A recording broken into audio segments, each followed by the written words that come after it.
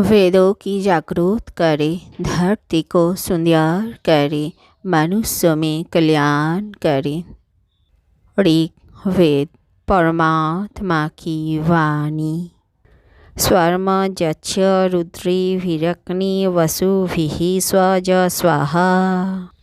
अर्थात हे अग्निदेव, आप रुद्र और वसुओं के साथ हमें महान सुख प्रदान करें।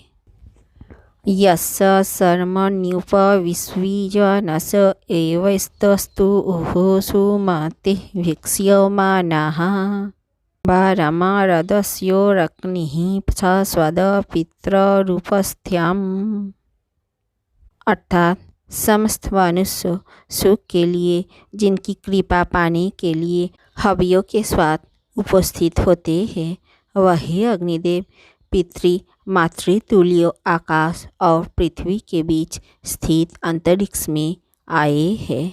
आदिवादादिवुध्यन्यायी वसुनी उदिता सूर्यस्य आसमुद्रादवरादावरस्मादाग्रिदर्ददिव आपृथ्व्या आह।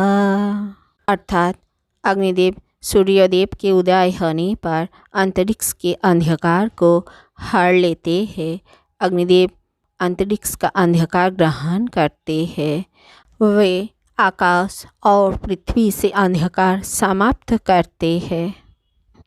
सद्य अध्वरेरथिरः जानन्त मनुश्वासो विचितसो ये स्वम।